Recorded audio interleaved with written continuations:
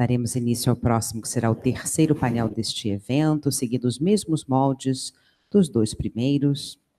Nessa terceira sessão, abordando o tema Investimentos em Infraestrutura Logística.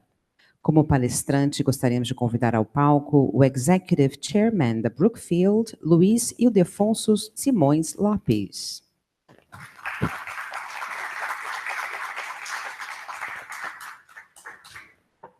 Como debatedores, temos a satisfação de convidar ao palco a superintendente do BNDES, Luciene Machado.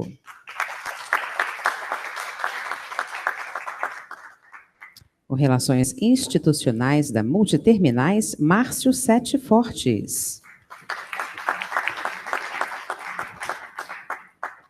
E como mediador, o sócio da KPMG, Maurício Endo.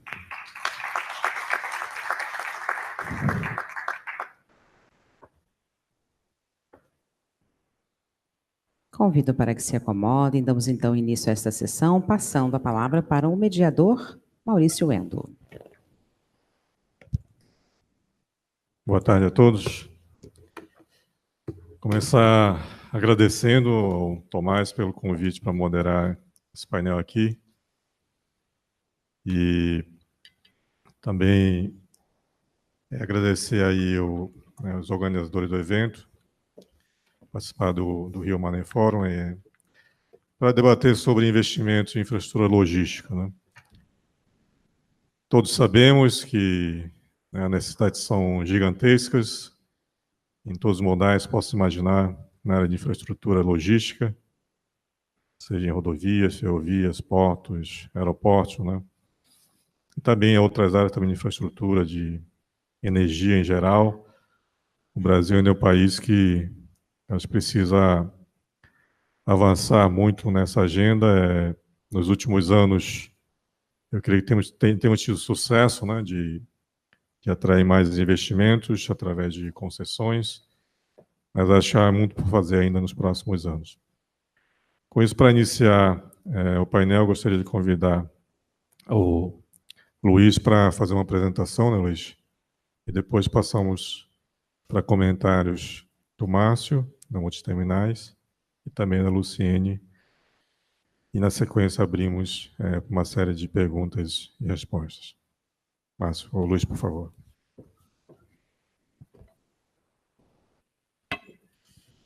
Bom, boa tarde, obrigado pela oportunidade. Eu trouxe uma apresentação que eu vou tentar ser o mais rápido possível, porque ela vai ficar aí à disposição, onde mostra um pouco o que nós fazemos no mundo e no Brasil, e eu acho que pode endereçar, vamos dizer, as nossas sugestões em relação a essa questão do nosso painel. Bom, Brookfield é um investidor especialmente em ativos reais. Nós temos hoje presença em 30 países, portanto, já dá para dizer que somos um investidor global. A origem é interessante, porque nós somos uma empresa canadense, entretanto, nascida no Brasil. A empresa nasceu em 1899, quando inaugurou o sistema de bonde elétrico em São Paulo, ainda naquele tempo com o nome São Paulo Traction, que foi a primeira operação da empresa.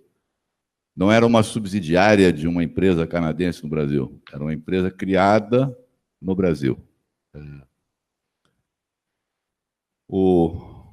Para o Tomás, que é tão afeito à área de mercado de capitais, a empresa foi 100% fundiada através de um IPO e uma emissão de bonds. Então, eu acho que é uma história super bacana. Bom, hoje nós somos... Essa empresa, obviamente, que ao longo dos anos, ela teve várias vidas, eu considero que ela teve 3 vidas. Hoje nós somos organizados não mais como uma holding, somos organizados como uma asset, somos gestores de fundos, principalmente fundos fechados, os chamados private equity.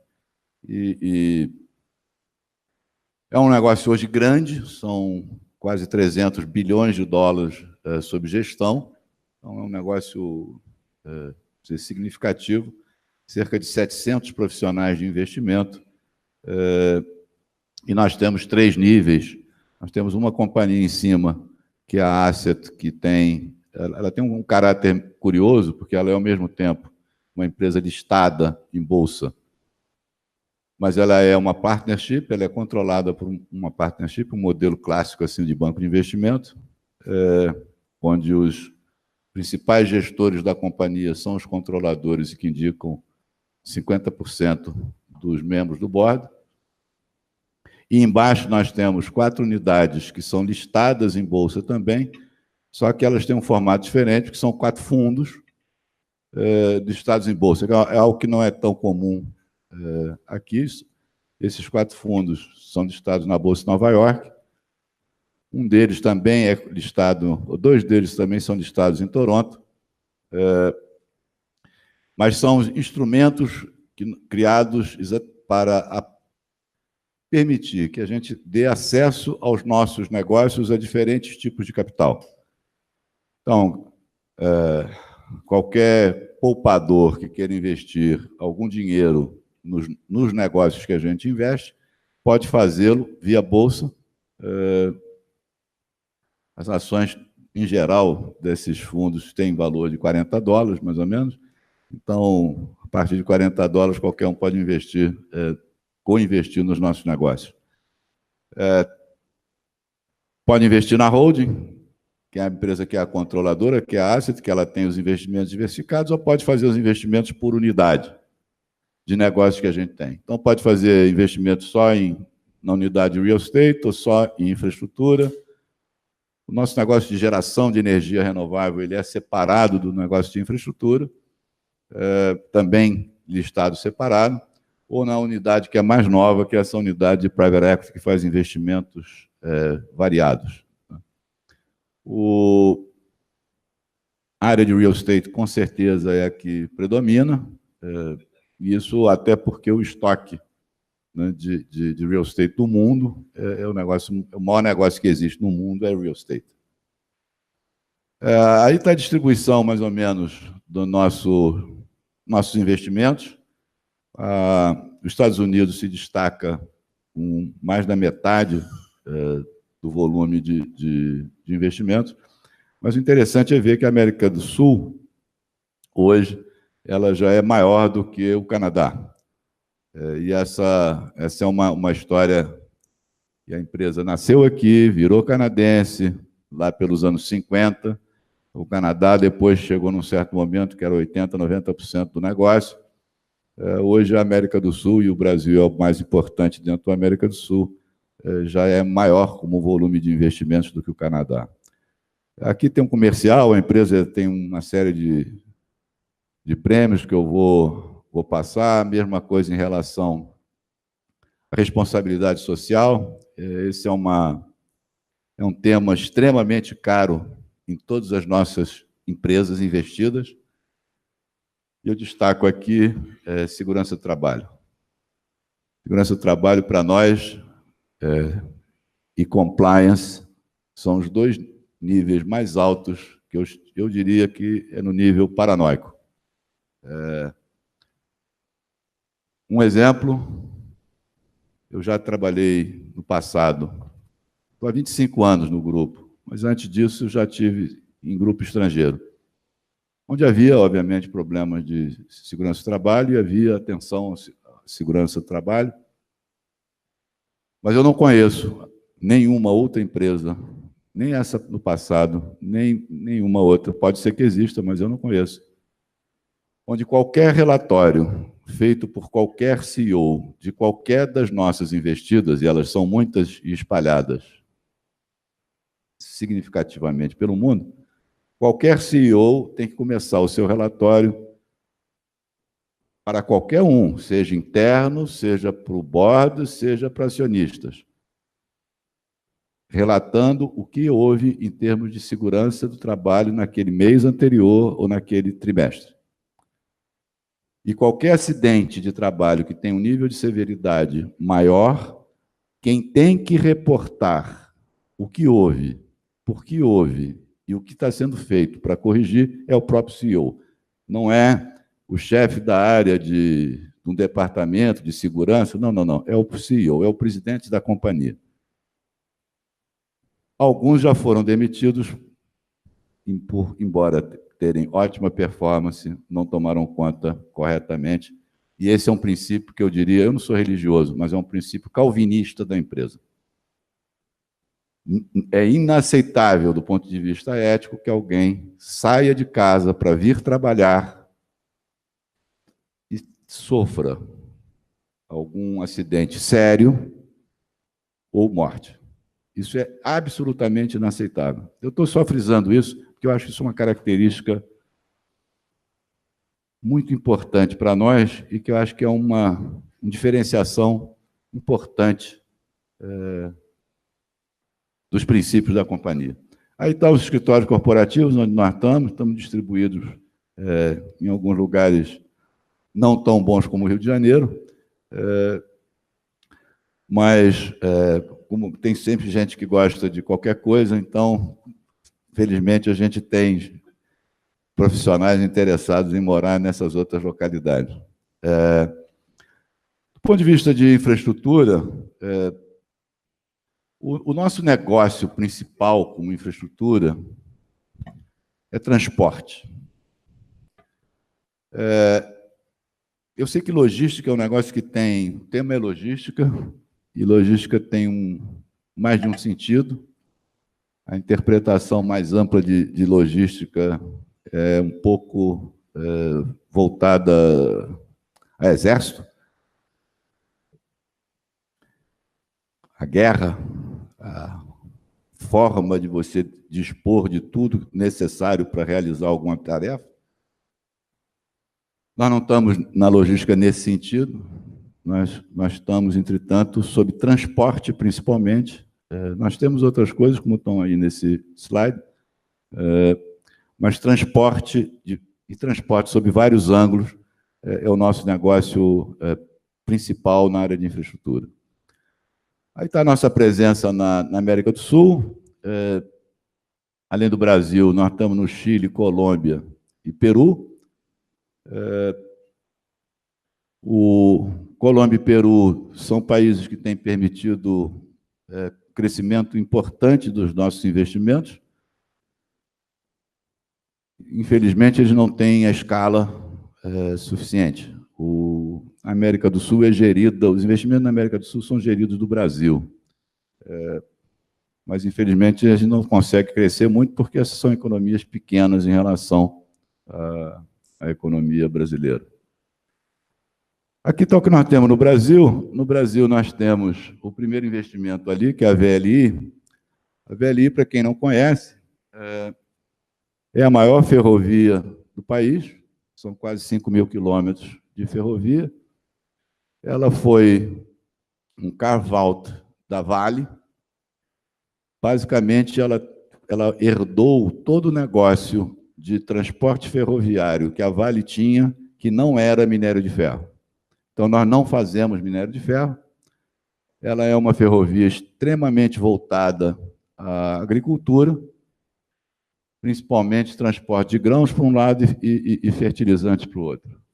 Outro negócio está ali, que é artérias. Artérias são rodovias pedagiadas.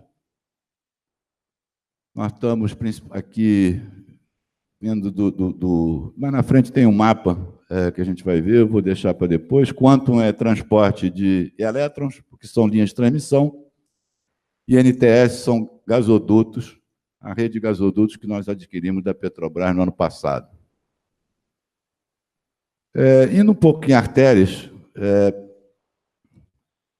ela tem uma combinação interessante, porque ela tem desde uma estrada que sai aqui de Niterói e vai até a fronteira do Espírito Santo, que é um pedaço da BR-101, ela tem São Paulo, Belo Horizonte, ela tem São Paulo, Curitiba, tem Curitiba, Florianópolis. Essas são concessões federais e depois ela tem uma série de concessões dentro do estado de São Paulo. Aqui tem alguns dados de de performance da companhia, como isso vai ficar aí à disposição, mas eu acho que um ponto importante aqui a destacar, porque eu acho que vai aparecer depois, é a parte do CAPEX, que é o investimento que a gente tem anual. Essa é uma característica forte no Brasil em relação à infraestrutura, porque, diferente do que na maioria dos países, o investidor de infraestrutura no Brasil tem que estar disposto e capacitado a fazer sérios e grandes investimentos anualmente. Essa companhia, como vocês estão vendo, é a companhia que faz mais ou menos 2 bilhões de reais de investimento todos os anos, por força do contrato de concessão. Basicamente, duplicação de rodovias, melhoria de trechos, etc., porque todas são estradas que já existiam. Aí um exemplo de duplicação, isso é a Serra do Cafezal, na São Paulo, Curitiba. Um exemplo, aqui é uma curiosidade, e um exemplo dos problemas que a gente tem, e que o setor todo sofre. Vocês veem ali a estrada antiga, né? Ela foi construída basicamente com cortes. Tirou uma parte da floresta, abriu um corte e criou um trecho de estrada. Isso era mão em contramão até o ano passado. Uma vida passada minha, nos anos 70, eu trabalhei numa empreiteira. Um dos contratos que essa empreiteira tinha era a duplicação da São Paulo-Curitiba. 40 anos depois, eu tive o prazer de, como presidente do Conselho de Administração da Artérias, participar, finalmente, do final da duplicação dessa estrada, ou seja, demorou 40 anos. Mas uma parte interessante aqui, o exemplo do problema, e que explica, eventualmente, parte desses 40 anos, para construir 450 quilômetros de estrada, é que quando essa estrada foi licitada, havia um projeto feito pela NTT.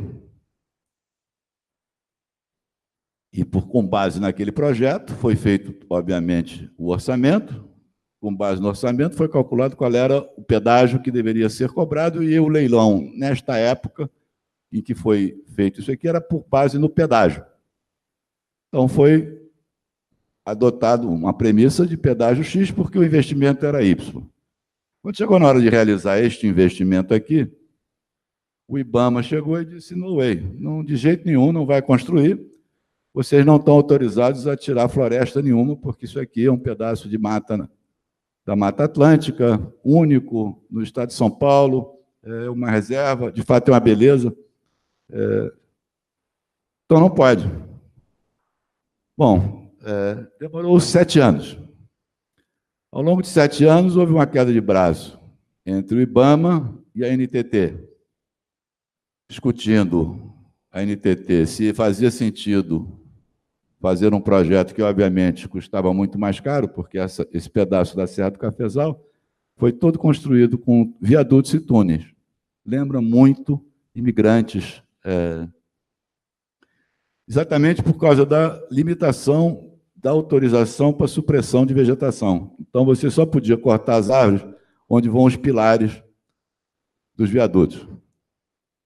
Isso demorou 7 anos. Então, dos 40 anos que eu assisti a São Paulo-Curitiba demorar para ser duplicada, 7 foram por conta dessa dificuldade dessas duas agências independentes se definirem. Muita gente, obviamente, pensa que era do interesse do concessionário.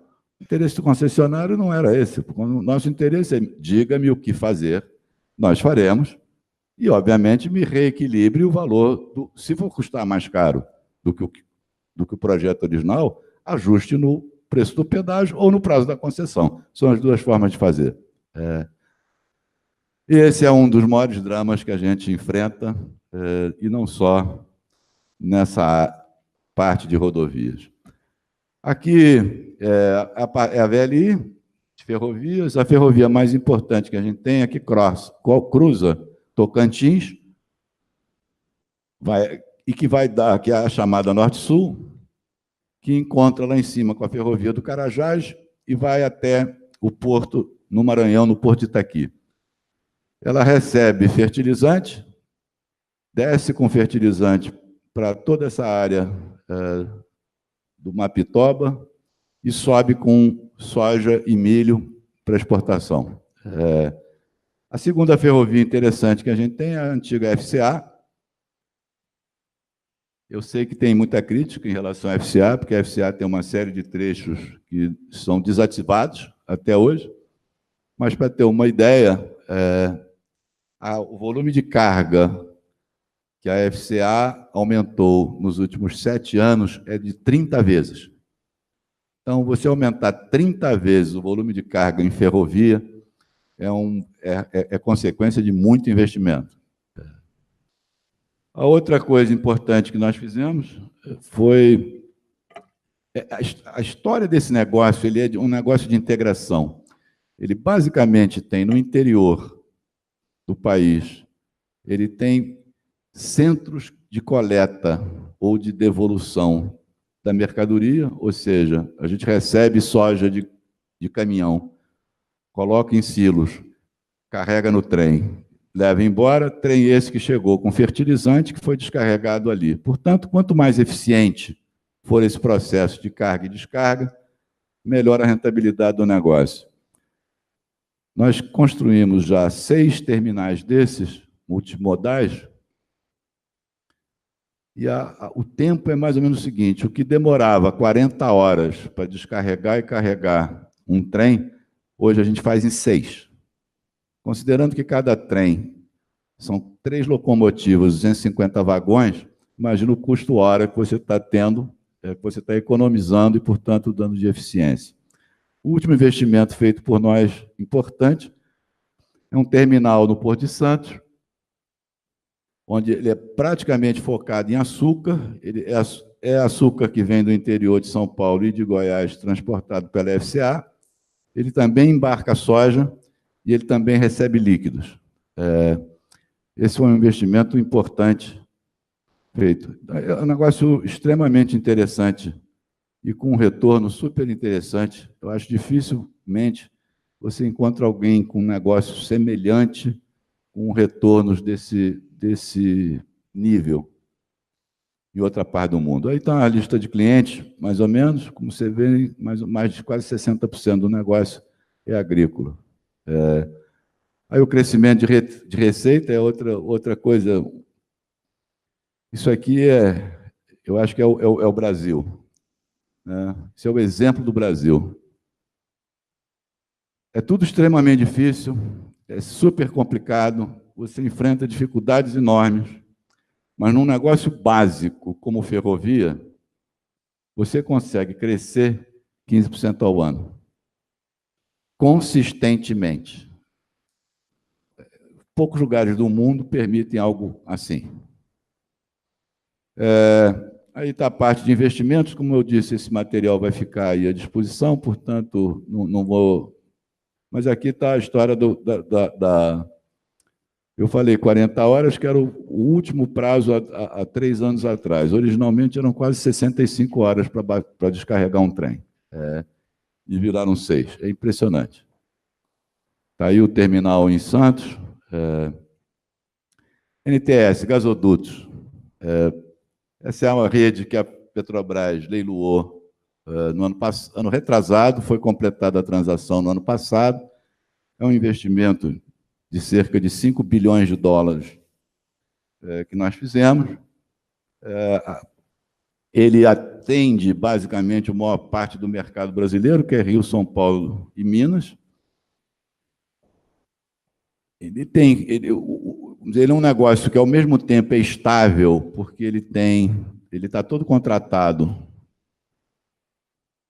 Toda a capacidade de transporte dele está contratada e atende a Comgás em São Paulo, a SEG no Rio, a SEG Rio, indústrias térmicas. E ele ainda tem a possibilidade de crescer muito por conta da possibilidade de aumento de produção de gás aqui na região da bacia de Santos. Campos, aliás. Aí tem um pouco sobre a possibilidade de crescimento, umas imagens. Aqui é o negócio de transmissão. Esse é um negócio clássico negócio que a gente gosta, receitas muito estáveis e contratadas. Também é um negócio 100% de construção, quando nós ganhamos leilões para construir todas essas linhas. Já temos as primeiras linhas já construídas, foram energizadas no final do ano passado.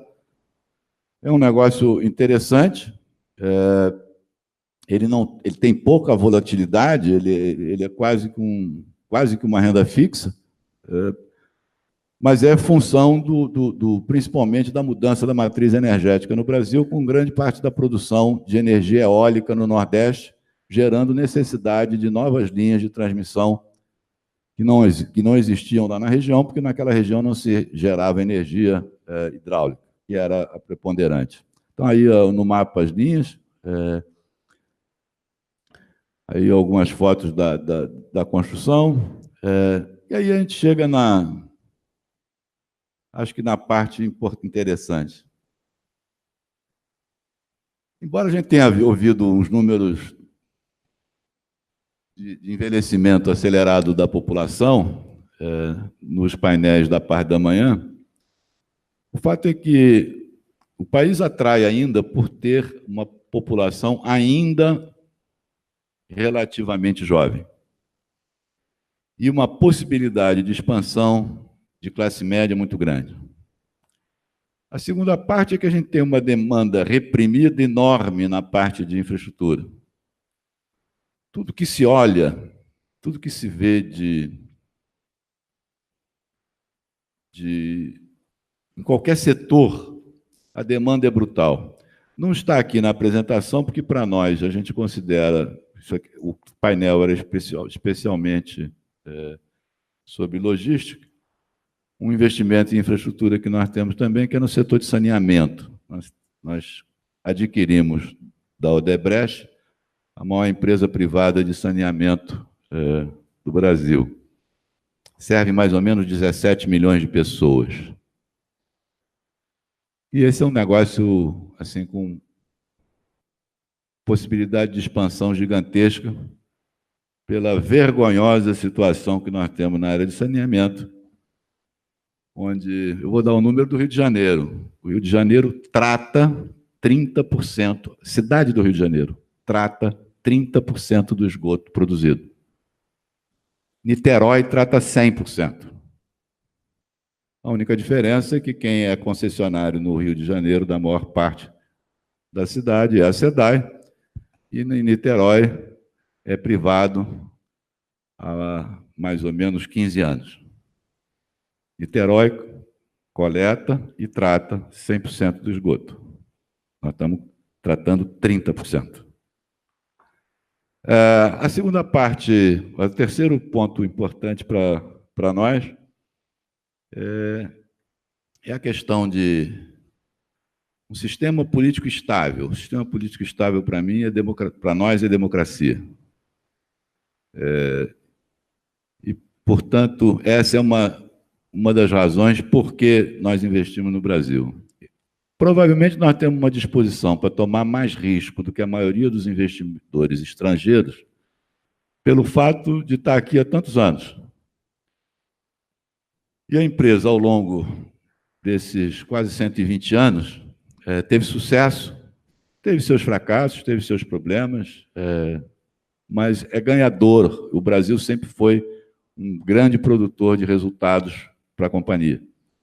E essa é uma razão que, vamos dizer, facilita enormemente a gente vender a ideia de botar mais dinheiro no Brasil. Obviamente, está aberto a investimentos estrangeiros, porque, de fato, alguns países têm restrições, embora aqui no Brasil também existam restrições em alguns setores criadas mais recentemente. Aí tem alguns números, né? Coleta de esgoto só 50%, 85% das rodovias do país não são nem asfaltadas. Veja o tamanho da possibilidades que existem no país, né? Quer dizer, os números são doidos. Para encerrar aqui, a gente ir para os desafios, eu acho que grandes problemas que a gente enfrenta, né? Primeiro, financiamento de longo prazo. Essa é uma demanda enorme, porque, basicamente, esses financiamentos eles precisam ser em moeda local. Embora hoje a gente tenha outro nível de taxa de juros e, portanto, o custo de hedge tenha caído muito, hedge ainda é muito caro no Brasil, não dá para fazer hedge a longo prazo. É insustentável. Portanto, tomar dinheiro no estrangeiro, dolarizado, por exemplo, para investir em infraestrutura, acho que é um risco que a gente não toma. Em todos os países do mundo, nos 30 países que a gente opera, a gente só endivida na mesma moeda do país. Porque tomar esse risco de cruzar a fronteira com moeda excede o padrão de quem é investidor de longo prazo como nós. A segunda parte é a necessidade do mercado de capitais, porque no mundo inteiro a fonte de financiamento principal para os nossos projetos são tomadores de bons. Isso, e eu estou pensando aqui, seja na China, na Austrália, no Peru, não estou nem falando de Estados Unidos ou Inglaterra, e mesmo no Brasil a gente tem um volume razoável de emissões de debêntures, principalmente debêntures de infraestrutura. O problema ainda é o prazo, porque os prazos vão até 7 anos, 9 anos no máximo, e esses projetos precisam de dinheiro de prazo maior. A questão de agências reguladoras e volatilidade cambial são dois problemas de origem nitidamente política. A volatilidade cambial ela está diretamente associada às rupturas potenciais que a gente tem a cada período eleitoral, como atualmente. E a questão das agências reguladoras, não vou nem falar aqui das questões clássicas, da necessidade delas serem independentes, etc., porque todo mundo sabe, todo mundo repete, mas parecem ser conceitos excessivos para o modelo político brasileiro. A outra última questão, acho que é importantíssima, porque a gente tem visto muito problema nessa parte, é que você precisa atrair não apenas investimento ou investidores de longo prazo, você precisa atrair quem tem a capacidade financeira e de execução. O número de projetos no Brasil, nos mais variados setores, de projetos que não deram certo na área de infraestrutura, eles não aparecem geralmente nos jornais. Mas nós temos casos que poderiam ser piadas. Eu conheço 2 parques eólicos que mais da metade das torres caíram porque ventou. Tem 2. Tem um no Rio Grande do Sul e tem um no Nordeste. São coisas incríveis. Então, acho que esse é um ponto extremamente importante para o futuro. Eu encerro aqui, porque eu acho que a gente tem, o mais importante aqui é a gente debater. Eu posso voltar com as minhas provocações.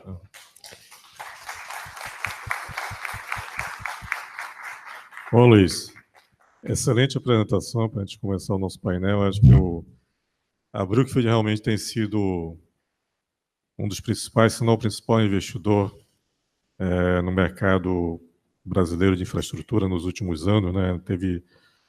Eu acho que a visão, né, e a coragem de investir em vários ativos aí que estavam em negociação, e como a gente pode ver, a participação do fundo nos vários setores, seja de rodovias, ferrovias, tem a energia, né, e óleo e gás, ela é muito relevante, né, e sempre naquelas empresas que são, acho que, as principais concessões ou ativos que existem hoje no Brasil, né? Então, e também você já fez uma análise muito interessante aí dos desafios, né, das dificuldades que os investidores enfrentam no Brasil, seja do ponto de vista de financiamento, a questão da estabilidade, né, a questão do mercado de capitais, que são todos temas muito relevantes que precisam ser aprimorados ainda. Então, muito obrigado pela sua fala. E agora eu passo, então, para o Márcio para comentar aí, do ponto de vista da Multiterminais, um pouco da visão deles no mercado brasileiro, por favor. Boa tarde a todos.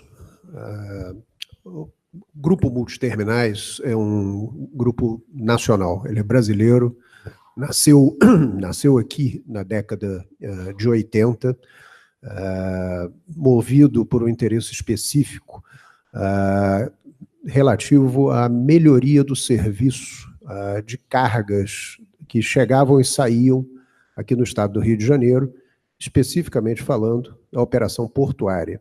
Nós começamos com a operação, na realidade, retroportuária. A Multiterminais teve o primeiro terminal retroportuário do Brasil para que pudesse ser feito a armazenagem de cargas alfandegadas.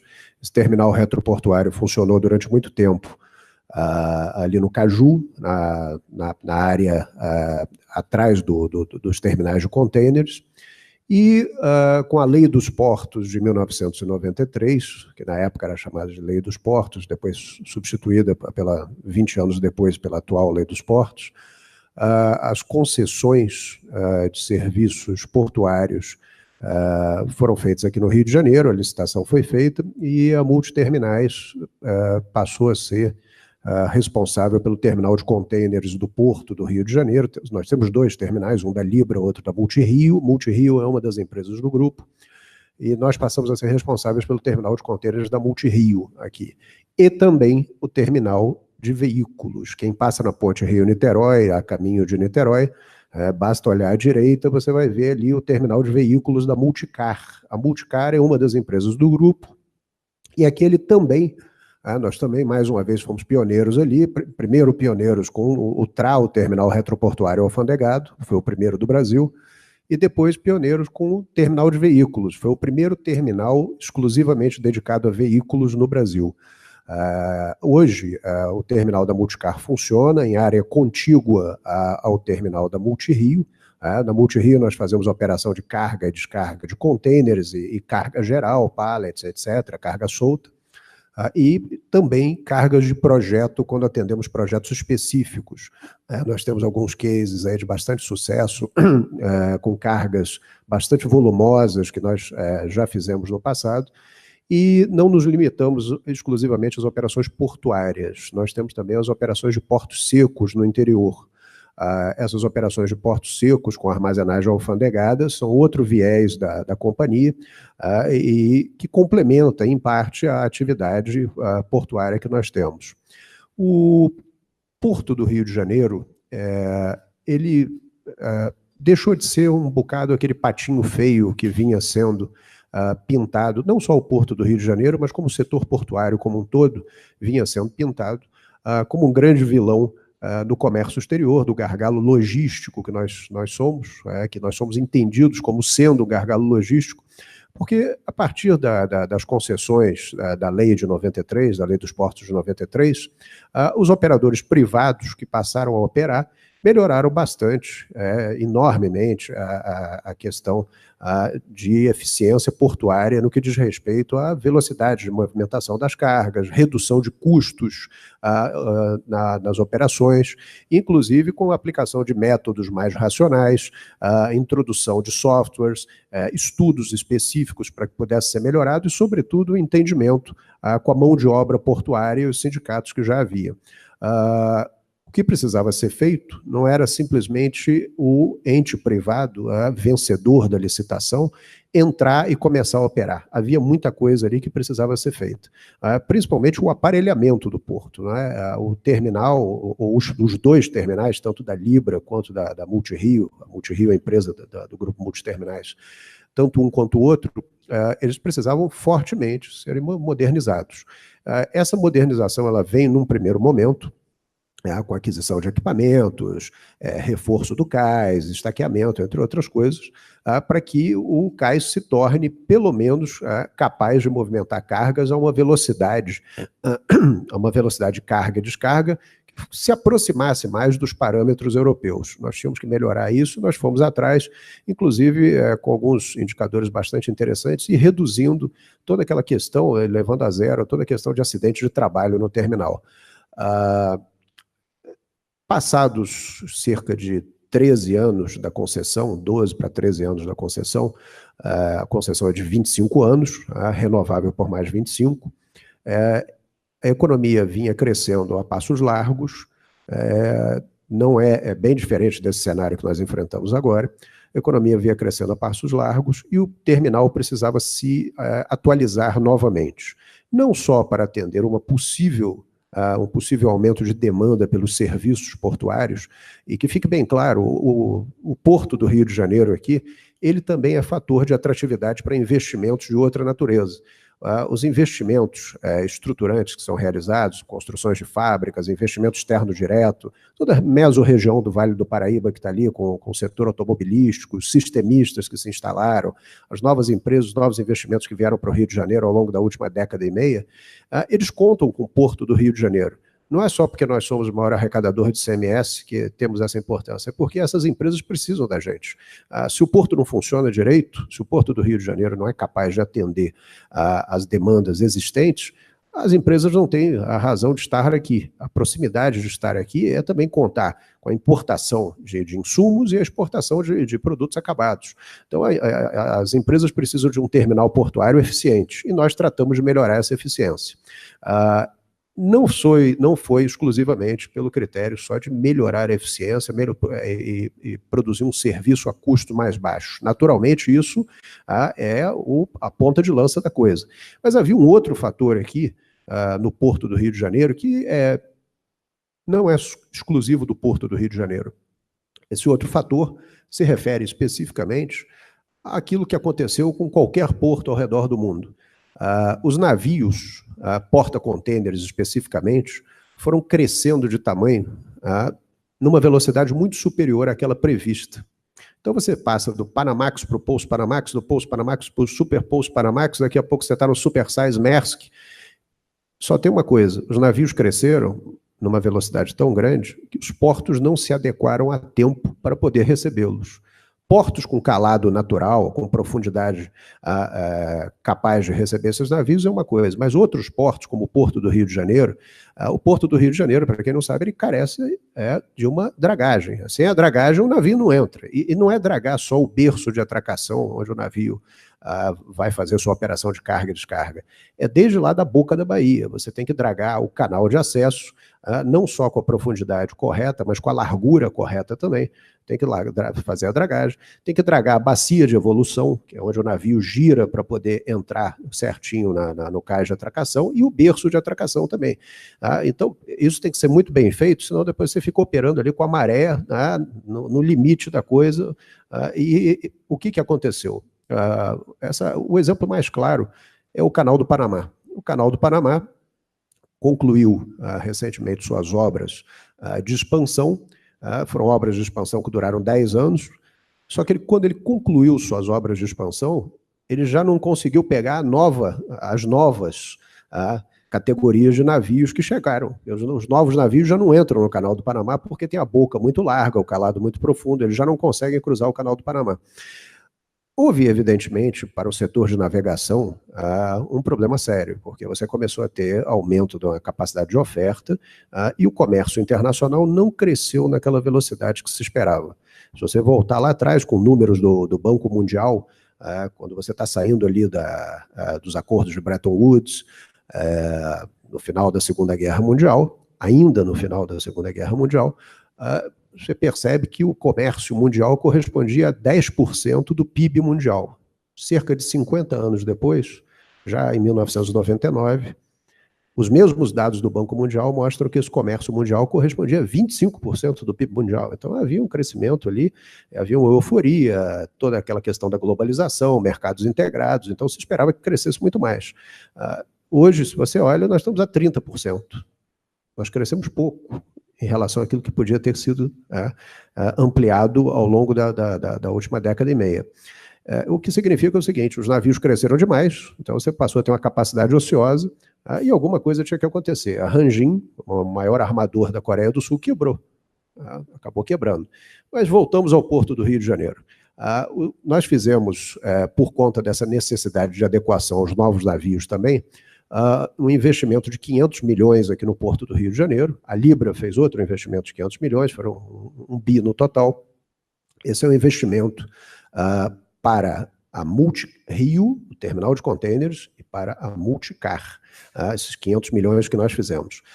O que nós fizemos ali? Primeiro, nós fizemos o alinhamento do cais, nós fizemos o crescimento e o alinhamento do cais, com a pequena parte aterrada, a parte estaqueada, e o que nós fizemos foi ampliar o cais de atracação da Multi-Rio para que nós pudéssemos receber simultaneamente 2 navios Superpouso Panamax.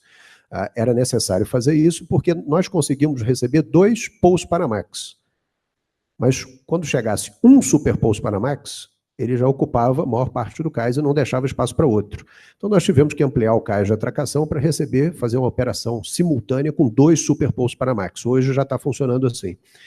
Como o cais da Multi-Rio é contíguo ao cais da Multicar, ele cresceu para cima da área da Multicar, que reduziu sua área de armazenagem. A solução encontrada para isso foi, ainda dentro desses 500 milhões de investimentos, a elevação de um edifício garagem que nós temos ali hoje. Tudo isso passou pelo crivo do Ministério Público, tivemos audiência pública, discussão com a comunidade do entorno, licenças ambientais e tudo mais. Realmente é um processo, como foi dito, que não é um processo fácil, é um processo que demora para você ter isso. Agora, uma coisa que deve ser dita, o investimento foi realizado e foi dada ali a prorrogação da concessão para que esse investimento fosse realizado, para que houvesse o interesse do ente privado em fazer o investimento. Então nós levantamos um edifício garagem, hoje tem uma capacidade estática de armazenagem de 7 mil veículos, nós passamos a ter até uma capacidade maior do que havia antes, e o terminal de contêineres passou de uma capacidade anual de 400 mil teus para 1 milhão de teus. Então, nós estamos já preparados para um aquecimento da economia na hora que isso vier. Então, nós temos ali uma capacidade bastante boa hoje de atendimento. Na realidade, nós nos antecipamos porque não esperávamos que houvesse esse momento agora da economia que se arrasta e não é de hoje. Nós tivemos ali, para quem não se lembra, há cerca de 4 anos atrás, o pior PIB do último quarto de século. Foi um PIB, nos últimos 25 anos, foi o pior PIB que nós podíamos ter tido. Então, agora nós estamos tentando crescer de novo. Esse investimento que nós fizemos também eu chamo a atenção para a parte de equipamentos, e não só das obras no cais, mas também da parte de equipamentos, da importância do regime aduaneiro especial, do reporto para aquisição de equipamentos e de linhas de financiamento como o FINIMP, de financiamento de importações para a compra de equipamentos, porque nós temos guindastes, nós temos portainers, transtainers, e foi adquirido material também elétrico, que é ecologicamente correto, né? Antigamente você tinha tudo com queima de combustível fóssil. Hoje você tem material elétrico para movimentação das cargas. Então, com esses investimentos que foram realizados lá atrás e se concluíram agora em 2016, o terminal da Multi-Rio e o terminal da Multicar, eles passaram a operar com índices de confiabilidade muito maiores, com uma velocidade na transação das cargas que é muito maior, o que traz uma questão de confiabilidade. Nesse meio tempo, gostaria de lembrar que nós tivemos, em 2013, a edição da Lei 12.815. A Lei 12.815 é a nova Lei dos Portos. Não é? A nova Lei dos Portos, ela aparece nesse meio de caminho, criando a figura ali do ente que pode ser autorizado e não mais licitado como era antigamente. Então, existe a possibilidade de você ter isso, ter novos portos, e isso é uma realidade que vem acontecendo, os pedidos estão sendo encaminhados, já tem uma fila de pedidos para novos terminais que possam surgir. Só que esses novos terminais, Primeiro, eles precisam de espaço. Segundo, eles precisam de viabilidade econômica. Terceiro lugar, eles precisam de licença ambiental. E quarto lugar, um porto não fica pronto do dia para o outro. Um porto demora 3, 4 anos para ficar pronto, dependendo do tipo de obra e do tamanho da coisa que você esteja fazendo.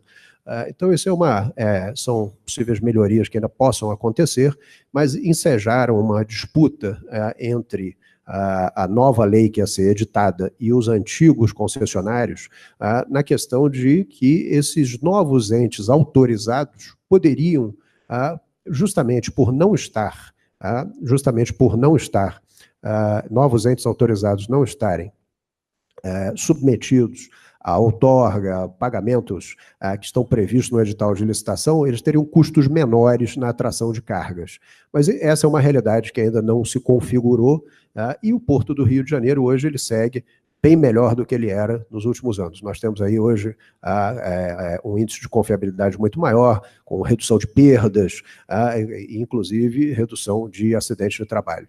Nós melhoramos os índices, estão bastante satisfatórios. Fazemos hoje 2 operações simultâneas de navios Super Pulse Panamax, porta-containers, e 2 operações simultâneas de navios roll-on, roll-off no terminal de veículos. É possível fazer os 4 simultaneamente. Bom, isso é o que eu tinha para falar, eu devolvo a palavra, muito obrigado. Muito obrigado, Márcio. Outro depoimento interessante de uma operadora portuária, né, que se especializou e acho que conseguiu fazer grandes transformações, considerando todas essas limitações que a gente tem hoje no ambiente portuário, né? E realmente, acho que a Multinacional também está de parabéns aí pelo que tem conseguido fazer nos últimos anos. Então, eu passo a palavra, então, para a Luciene agora para falar sobre o ponto de vista do BNDES, o que o BNDES tem feito aí, com certeza tem feito muito, e também está tentando transformar um pouco o mercado de financiamento aí para possibilitar mais recursos para esse setor. É isso mesmo, Maurício. Bom, boa tarde a todos. Vou tentar fazer uma abordagem agora um pouco diferente, né, sobre o olhar não do investidor / operador, mas de um potencial financiador. Mas me sinto muito à vontade de fazer isso, porque, em geral, os temas que já vieram aqui à baila, eles acabam, assim, uma vez superados, eles atuam em favor de todos os stakeholders envolvidos. Então, investidores, financiadores, o próprio interesse público, né, que, em geral, está por trás de cada investimento em infraestrutura, existe uma ideia de um serviço público sendo fornecido, que precisa ser feito de acordo com altos padrões de qualidade, de eficiência, de tempestividade. Então, enfim, quando se preocupam, né, todos esses atores se preocupam com itens essenciais assim, ao sucesso de um determinado empreendimento, em geral todos ganham, e o contrário também é verdade. Quando alguns elementos ali são faltantes, é impossível imaginar que a falta de investimentos ou a impossibilidade de contar com eles a tempo, a hora e no volume necessário também não afete a capacidade, né, de determinados públicos serem atendidos e do próprio país, né, ser comprometido nas suas ambições. E nós, como, enfim, Banco de Desenvolvimento, a gente precisa ficar pensando o tempo todo nisso, né? Então, é por isso que o financiamento de infraestrutura faz parte do DNA do banco. O banco, nos seus 66 anos, sempre priorizou esse tipo de atuação. E, então, assim, o que a gente vê para um futuro próximo, de fato, não é sair desse mercado ou deixar de fazer, mas assim, a necessidade de fazermos de forma diferente.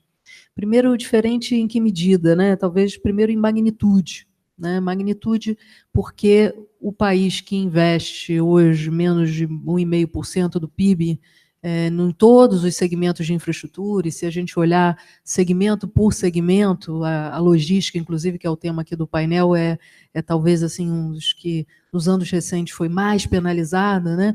O país que investe no máximo 1,5% precisaria chegar a 5% do PIB apenas para manter o estoque de infraestrutura vigente, tem um desafio hercúleo pela frente. Acho que todos vamos precisar reconhecer isso. Então, a consequência direta desse raciocínio é que não vai caber a uma única fonte tentar ajudar o país a cumprir esse gap, a sanar esse gap, a mitigar esse gap. Então, o banco quer ser, sim, aquele parceiro de longo prazo, na sua atuação mais tradicional de financiador de longo prazo, mas sabe que o país só vai ser razoavelmente bem-sucedido, e a gente espera mais, né, que ele seja de fato bem-sucedido, se outras fontes puderem se agregar a essa tarefa, né? Agora, como Banco de Desenvolvimento, a gente, obviamente, tem como mandato e como razão de ser, né, pensar sobre esse desafio em etapas anteriores da sua execução e efetiva entrega do serviço ao interesse público, né, aos públicos envolvidos. Essa introdução, né, o pensar nesse desafio, para nós, começa no planejamento. E que talvez seja uma etapa pouco visível, que hoje não dá nem para dizer que ela não seja realizada. O que a gente vê hoje é um conjunto de planos e de formas de abordar determinadas temáticas que, em geral, não se integram, que não falam a mesma língua, que não são abordagens sistêmicas, como a gente gosta de dizer. E aí, toda vez que a gente vai para focos ou setores que dependem de uma abordagem integrada, como a logística, a multiplicidade de planos, ou o fato de cada ente, né, subnacional, quer município, quer estado, além do próprio governo federal, ter o seu próprio, sem levar em consideração o que seria uma otimização dos recursos de forma geral, em geral, na verdade, cabem duas alternativas, né? Ou um desperdício de recurso público, que, em geral, num país, né, com as severas restrições fiscais que nós vivemos e vamos viver provavelmente nos próximos anos, é inconcebível, ou, do outro lado, na realização de um conjunto de investimentos que, entre si, não performam de forma adequada. Então, esse primeiro chamado a termos um plano integrado, no caso aqui o da logística, não é, que considere todas essas interrelações, no espaço das geografias em que eles atuam, é absolutamente fundamental.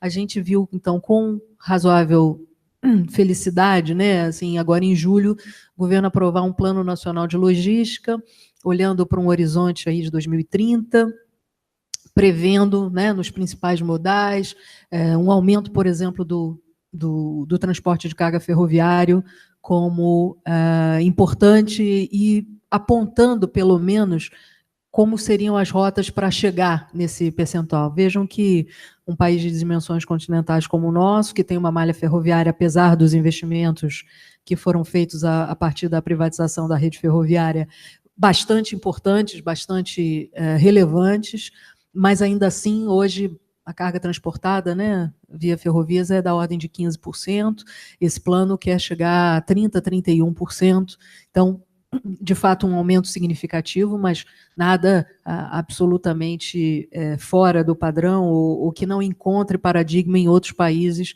mesmo países de renda média como o nosso. Então, talvez, pela primeira vez, nós tenhamos alguma coisa com esse nível de ambição, embora ali, aonde se quer chegar e como se quer chegar, ainda numa etapa de planejamento, na verdade, a gente ainda tem um cenário assim muito de alto nível, que precisa ser desagregado, que precisa ser detalhado, que precisa se converter em ações específicas, imaginando que no nosso país, e nós também aqui, né, também só vemos, né, o regime democrático como a única forma de prosseguir, né, pelo menos menos pior do que todas as demais formas que até hoje se colocaram. É preciso coordenação, é preciso um esforço de coordenação que não é pequeno, para que investimentos com esse tipo de ambição aconteçam, né? E aí já aproveito para fazer um reconhecimento, né, mais recentemente, de questões que aconteceram e que merecem aí talvez um reconhecimento positivo, né? No âmbito do governo federal foi criado, né, o Programa de Parceria de Investimentos, o PPI, com um conselho gerido e ali subordinado à própria presidência da República, que fez com que, bom, enfim, em 2 anos e meio, pudessem ser entregues um conjunto de iniciativas, um conjunto de novas concessões, PPPs, em diversos segmentos, e que se trouxesse assim, uma rotina, não é, de novos projetos, de previsibilidade, que são elementos muito bem-vindos quando se trata de trazer novos investidores ou de manter investidores com a atenção em relação ao Brasil e às suas oportunidades, né? Porque essas inserções muito liga-desliga, né? Hoje eu tenho um determinado projeto, amanhã eu não tenho, hoje isso é importante, daqui a 6 meses deixa de ser. Isso é muito difícil fazer infraestrutura a cada 4 anos, no ciclo eleitoral aí de cada governante, né, na sua respectiva esfera. Quando a gente pensa, então, que os mandatos não coincidem, né, talvez esse 4 seja 2, né, porque no saneamento, por exemplo, onde o poder concedente é municipal, e onde, por exemplo, mudanças de marco regulatório são desejáveis, imagina a dificuldade de fazer conciliar um mandato federal, os 4 anos de um mandato federal, com, no meio do caminho, uma renovação num poder público local e com muitas dificuldades de capacitação, de gestão, como são os municípios no Brasil. Então, queria fazer essa palavra aí de reconhecimento ao papel do PPI como instância de coordenação no plano federal e dizer que, claro, que aperfeiçoamentos são necessários, mas que, de fato, já se pôde verificar uma melhoria bastante importante em relação a essa previsibilidade de regras, a construção de um pipeline, a ações mínimas junto a investidores, inclusive estrangeiros, falo aí dos editais em língua estrangeira, a realização de roadshows e de, enfim, audiências públicas, de forma que excedem muito a previsão legal, que, de fato, mostram que esses entes são bem-vindos, né? Então, acho que é um elemento importante. E isso condiz com uma tarefa adicional que nós, como Banco de Desenvolvimento, estamos tendo e que nós vemos, assim, como nos próximos anos vai se intensificar muito, que é a tarefa da estruturação de projetos. No fundo, de novo, se um bom projeto não é certeza, né, de um resultado absolutamente satisfatório, o contrário, a gente pode ter certeza. Um mau projeto significa um insucesso, né? A coisa das torres eólicas que caem porque venta. Bom, a gente esperava que ventasse mesmo, por isso estava construindo um parque eólico lá, né? Então, de fato, a inexistência de bons projetos limita muito a capacidade de se entregar aquilo que dele se espera, né? Ele atrai também, a gente ousaria dizer, atrai um conjunto de interesses ou introduz incentivos perversos quando você leva a iniciativa privada num processo de concessão ou PPP um determinado ativo que originalmente é público, né? Pois que tipo de atratividade, que tipo de grupo pode se tornar interessado na operação e investimentos num ativo que não tiveram por base um projeto bem realizado e, portanto, cuja atratividade e rentabilidade não estão demonstradas. Imagino que aí se encontrem incentivos que não têm a ver com a própria operação, né, de longo prazo daquele ativo. Imagino que aí, então, também do ponto de vista de um futuro financiador como o BNDES, vamos encontrar dificuldades. Então, nós temos atuado muito fortemente junto a entes públicos, em geral subnacionais, mas também em relação ao governo federal, elaborando projetos, contratando consultores, fazendo todo um processo de assessoria que vai até o momento de confecção do edital e de decisão para licitação. A gente entende que essa é uma tarefa, obviamente, muito mais recente na história do banco que o seu papel financiador de longo prazo tradicional, mas uma tarefa que veio para ficar, talvez aí da última década, e que deve se intensificar bastante aí nos próximos anos, levando em conta que temos poderes concedentes, como eu falei, né, não só no plano federal, mas também estadual e municipal, que carecem dessa capacidade de articulação, de estruturação, né, e para que um conjunto maior de projetos interessantes, atrativos, atraiam investidores domésticos ou internacionais, enfim, a ponto de fazer a gente tentar cumprir ou mitigar esse enorme gap que nós vivemos, né? Então, esse é um elemento aí da mais absoluta importância. Na nossa atividade de longo prazo, que é uma atividade que o banco vai continuar exercendo, hoje, assim, para fins de alguns números, né, o banco hoje deve ter mais ou menos uns 900 bilhões de reais em ativos e em infraestrutura 30%, 35% desse valor. A cada ano, mais ou menos, os desembolsos em torno de 30%, 35%. Esse ano deve ser em torno de 30% de novo, né? É dedicado aos setores da infraestrutura. Então, essa é uma atividade que nós vamos continuar, né, executando, perseguindo, e que se pretende usufruir dessa intensidade maior nessa etapa anterior de preparação, elaboração de projetos e estruturação de projetos, né?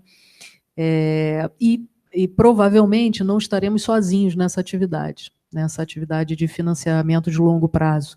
Provavelmente o que nós temos assistido, né, de uma maior participação de instrumentos de mercado, com o aprofundamento desse mercado, ou seja, maiores volumes disponíveis, prazos se alongando, né, no decorrer do tempo, parece a tendência. Para isso, uma mudança bastante importante aconteceu desde o início do ano. Como os senhores sabem, a taxa de juros de longo prazo, né, que serve de referência para os empréstimos do BNDES, foi substituída pela taxa de longo prazo, que, no fundo, se baseia, né, no IPCA. Então, a gente acredita que, com isso, existem incentivos suficientes para a busca de novas fontes e para que o BNDES seja mais uma dessas fontes, né, possa, de fato, agregar a esse painel, ajudando a fazer essa transição, né? Nós temos essa missão de, como uma instituição de longo prazo, que tem funding de longo prazo, não se defronte com as questões relacionadas ao curto prazo ou à necessidade de retorno muito rápido desses recursos. Então, a gente imagina que aqueles projetos de infraestrutura que embutem maiores riscos, que têm períodos de construção maiores, que, portanto, demandam para sua maturação prazos mais longos, nesses a nossa natural vocação financiadora vai ser sempre, ou vai ser, até onde a vista alcança, bastante relevante, e deles nós de fato queremos participar, né? E temos participado, né? O governo tem nos orientado e tem trabalhado conosco, nós temos sido demandados nesse sentido a contribuir também com a elaboração ou com uma avaliação crítica desses projetos. O próximo governo que vem aí, bom, independente de quem será e de como desejará conduzir o país, vai ser muito difícil que não resolva também dar um passo adicional na questão da infraestrutura, em especial alguns passos adiante do que já foi trilhado aí até o momento. Então, temos aí, certamente, do ponto de vista da logística, né, todo um capítulo a ser inaugurado sobre a renovação antecipada das concessões ferroviárias, né, que, de fato, é a etapa natural agora, não é, para propiciar novos investimentos, se adicionando ao esforço que já foi feito aí, né, tem sido feito aí nas últimas 2 décadas, de aumento de capacidade transportada, de aumento de segurança e velocidade, mas, enfim, o país precisa de mais. No campo das rodovias também, é absolutamente verdadeiro o dado aí que o Luiz trouxe. No fundo, a maior parte dos 54 mil quilômetros de rodovia do país, é claro que é não pavimentado, é claro que está sob a responsabilidade do DENIT, que tem e terá, né, pela restrição fiscal a que vamos estar submetidos, independente de quem assuma no ano que vem, muita dificuldade de serem sequer mantidas, que dirá ampliadas, pavimentadas, duplicadas, enfim, isso é uma ambição muito grande. Então, também é preciso pensar, e o banco tem participado, tem oferecido alternativas nesse sentido, de como tornar o conjunto de ativos levados à concessão interessantes, né, para atores privados, imaginando que essas rodovias têm maior ou menor atratividade e interesse, a depender das suas condições atuais, a depender de onde estão localizadas, a depender do que são os vetores de crescimento, né, do país no futuro breve. Enfim, muito há o que se fazer nesse sentido. No setor aeroportuário, aí eu já diria que muito mais se avançou, né, tanto que o governo hoje faz uma nova rodada, né, uma 5ª rodada de concessões para aeroportos regionais que, em blocos, né, Sudeste, Centro-Oeste e Nordeste, e isso quase que exaure, né, o potencial de levar à concessão privada ativos dessa natureza no país. há que se ver agora o próximo passo, que é um passo difícil, né? O que se faz com as duas joias da coroa, Santos Dumont e Congonhas, e em decorrência ou de forma simultânea, porque acho que porque inevitável, pensar no futuro da própria Infraero, né? Como quem gera esses dois aeroportos e as participações minoritárias que ela detém em aeroportos já concedidos, né? Então, temos aí o setor portuário, o Márcio, enfim, trouxe aqui diversos elementos para a gente pensar.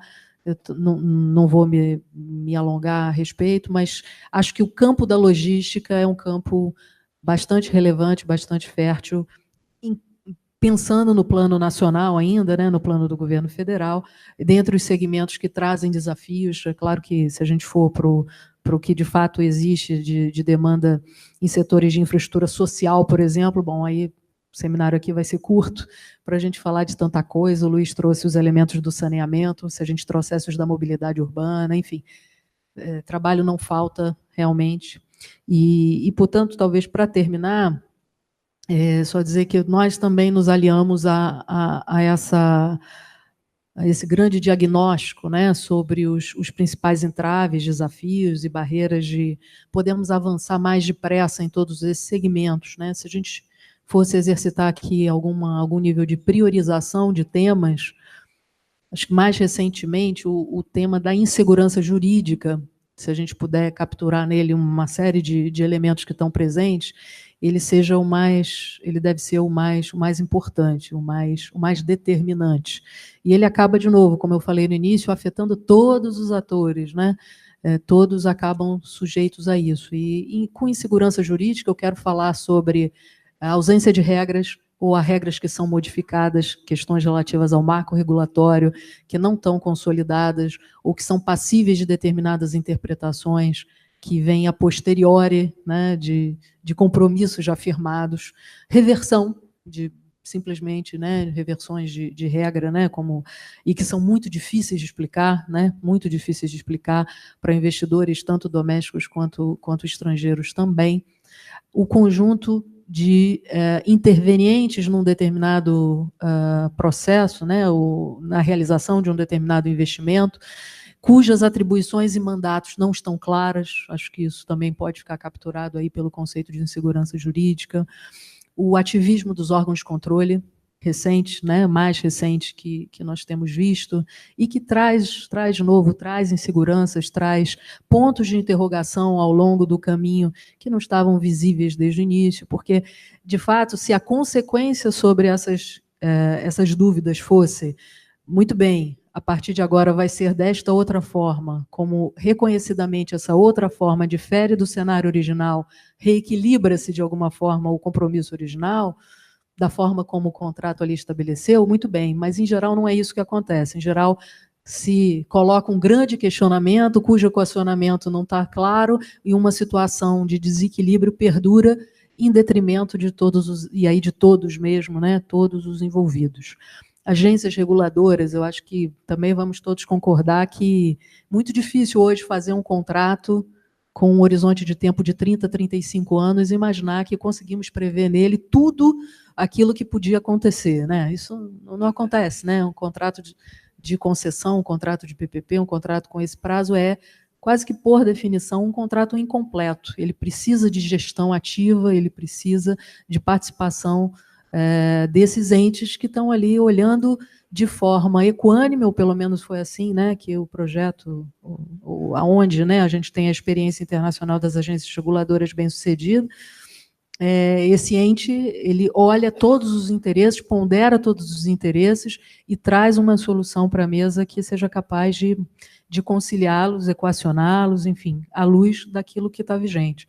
Então, claro que todos queremos ver agências mais independentes, agências com corpos técnicos mais robustos, fortalecidos, que tenham capacidade de levar essa atividade a cabo, porque, de fato, podemos ter um lindo projeto, um ativo atrativo, ter atraído o ator correto, né, olhando para uma operação de longo prazo, o financiamento está garantido, e 2 anos depois a situação é completamente diferente, né, porque a realidade ficou diferente, e isso exige o papel, né, da regulação de forma mais ativa. Então, Hoje, para nós, a nossa maior preocupação como financiador e como banco de desenvolvimento que quer ver esse gap ser cumprido, está aí sob esse grande guarda-chuva da insegurança jurídica e como é que nós, como país, né, como cidadãos, como país, vamos superar isso, ou vamos eliminar assim, os principais obstáculos para tornar toda essa equação favorável para todos os que nela intervêm. Acho que era isso. Obrigada. Obrigado, Luciene. Acho que o BNDES tem tido um papel muito relevante, não só no financiamento, mas também na questão de melhoria da qualidade dos projetos, que nem a Luciene mencionou. O BNDES se engajou nessa agenda de patrocinar estudos, né, contratar consultorias para fazerem estudos mais completos, mais detalhados, porque era uma carência que a gente vinha vindo nos últimos projetos. E também tem participado ativamente na questão do planejamento, né, que eu acho que é a raiz do problema da infraestrutura, né? Acho que a falta de planejamento mais de longo prazo, ela faz com que a gente não tenha, acho que, bons projetos, que a gente não consiga fazer licitações de forma contínua, né? E mantenha essa cadência para atrair um investidor local, internacional para a infraestrutura brasileira. Acho que é muito importante essa questão do planejamento e a qualidade dos projetos. Bom, com isso, eu gostaria de fazer algumas perguntas aos panelistas e assim, começar pela uma pergunta para a Brookfield, para o Luiz aqui. É interessante, né, como a Brookfield, nesses últimos anos, conforme mencionei, conseguiu fazer investimentos tão relevantes no Brasil, considerando que nos últimos 4 anos o Brasil perdeu o investment grade, o PIB decresceu, né, cerca de 8%, nós temos um dólar, né, valorizando a mais de 20% esse ano. Luiz, me diga assim, como é que a Brookfield, sendo uma empresa de investimento, um capital captado no mundo todo, né, em moeda forte, conseguiu, né, fazer esses investimentos de forma exitosa nesses últimos anos, e como é que você vê, né, no futuro a Brookfield investindo no Brasil e na região também como um todo? Acho que você tocou num ponto importante. Acho que a primeira resposta é câmbio. Essa lição, obviamente, a gente aprendeu pela pior forma, né? Mas eu acho que a gente tem tido razoável nível de acerto nos últimos 10, 12 anos em trazer bastante dinheiro quando a moeda está no ponto certo ou até eventualmente excessivamente desvalorizada e retirar dinheiro. Não significa vender o negócio, mas eventualmente colocar mais dívida num negócio que só tem equity, mas retirar dinheiro nos momentos em que a moeda fica torta. A gente tem tido bastante sucesso nisso. Mas esse é o primeiro grande desafio, essa volatilidade cambial, porque cada vez que você entra, se você entrar com o câmbio errado, não há salvação, não tem jeito, não tem negócio bom que resista a ser comprado pelo preço errado. Eu tenho 2 historinhas engraçadas. Uma, há uns anos atrás, a gente terminou de construir um prédio em São Paulo, um prédio escritório, super bacana. É o prédio que é a sede do Google e do BTG, na Faria Lima. Esse negócio demorou 10 anos, mais ou menos, para a gente conseguir fazer aquele prédio. Tem todos os tipos de dificuldades, desde com o proprietário do terreno até licenças, prefeitura, etc. Estava ficando pronto. E foi uma época dessas de câmbio completamente doido, o real super valorizado, aqueles momentos em que você começa, bom, não tem lugar no avião para lugar nenhum, está tudo cheio. Já tem gente dizendo que, puxa vida, eu jantei ontem em Londres e achei barato, porque o preço do restaurante do Rio em São Paulo fica completamente torto, né? E aí a gente se enfrentou esse dilema, né? o que a gente faz agora com esse prédio? O prédio é um espetáculo. A turma que estava envolvida na construção, né, dizia para mim, Doca, nem vem nessa ideia de vender, porque pô, esse é o melhor prédio de São Paulo, pô, não sei o quê. Bom, a gente ter presença em vários lugares no mundo ajuda, facilita as decisões, porque o resumo da ópera é o seguinte: o prédio não estava pronto ainda tinha 8 meses de obra, não tinha nenhum inquilino. A gente construiu o prédio inteiro para alugar. E ele estava valendo por metro quadrado mais do que um prédio AAA, 100% alugado, em Midtown Manhattan. E aí assim, a decisão fica fácil, né? Um negócio óbvio. E eu me lembro que eu tinha um gringo que estava junto comigo, e ele estava furioso com a menina, mas Doca, não é possível, você vai vender esse prédio, deu tanto trabalho. Eu disse, olha aqui, São Paulo não é ilha, né? Pô, se lá não é onde é uma ilha, que não tem para onde crescer, pô, o troço está valendo menos do que aqui, pô, não faz sentido. Mas era exclusivamente o câmbio, né? Mesma coisa aconteceu com linhas de transmissão. Nós tínhamos linhas de transmissão no passado, e, num certo momento, a gente tinha uma possibilidade de investir em linhas de transmissão no Texas. Bom, as linhas de transmissão no Texas tinham uma TIR de 15% ao ano em dólares, e com o regulador texano. No Brasil, a gente vendeu essas linhas de transmissão, o regulador era ANEEL, o retorno era em reais e era de 10%. Arbitragem fácil, mas é sempre o câmbio.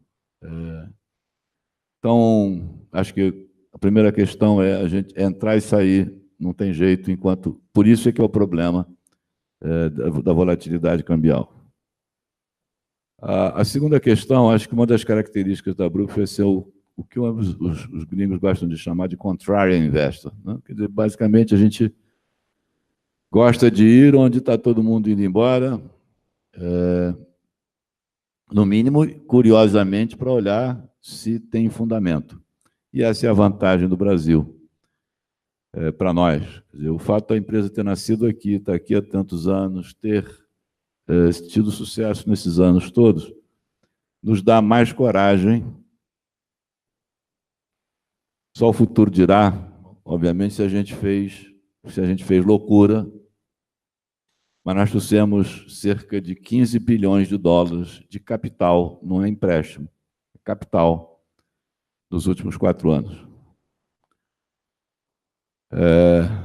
No câmbio médio acima de 4. 4,05, 4,04. O tempo vai dizer se a gente estava certo ou não. Os negócios são muito bons. Gasoduto, linha de transmissão, saneamento. Não tem negócio fácil.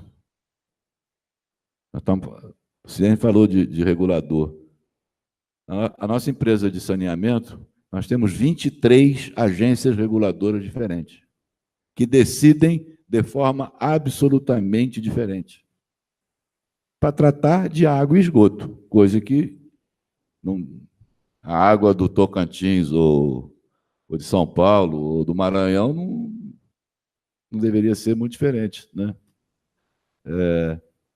Então, é uma loucura.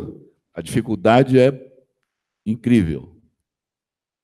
Eu sou pessimista em relação a uma grande melhora da logística do país nos próximos 10 anos. Eu acho que a gente vai ver melhora, mas eu sou pessimista. Sou pessimista porque não vejo uma diferença grande em relação à maneira que a sociedade vê as agências reguladoras e, pior, a maneira que a sociedade hoje vê os órgãos de controle.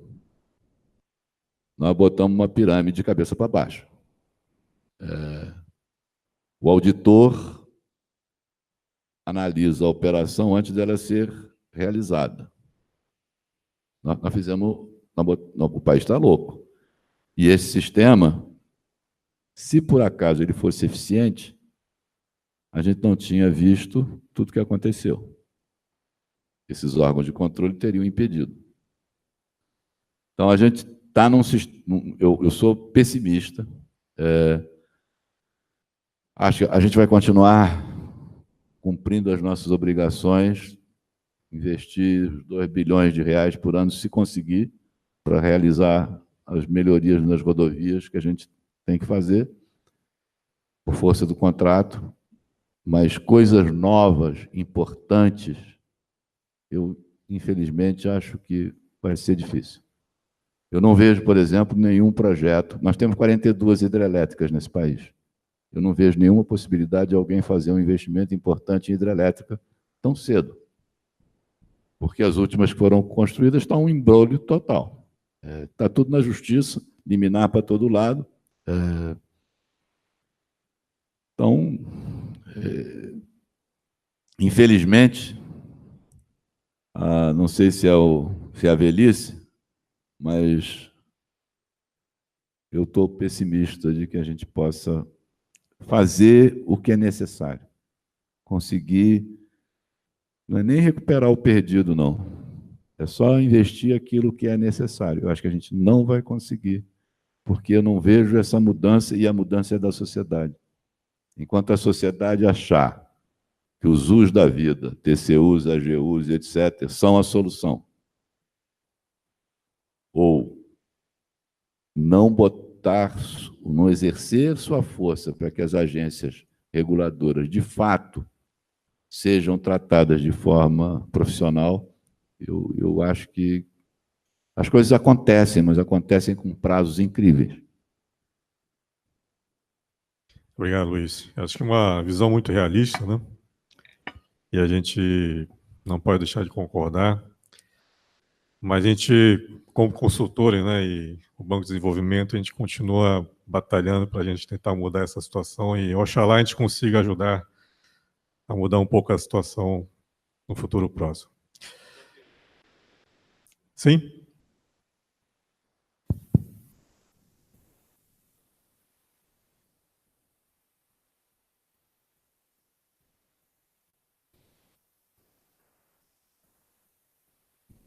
Boa tarde. Meu nome é Júlio César, jornalista. Queria fazer pergunta para a Luciene. É o seguinte, no final do século XX, no início do século XXI, se criou um projeto diplomático de integração da América Latina, o chamado IRSA, que não é muito falado aí, Integração Regional Sul-Americana, que passa por governos, sejam eles nacionalistas, socialistas, capitalistas, e tenta a integração logística da América Latina,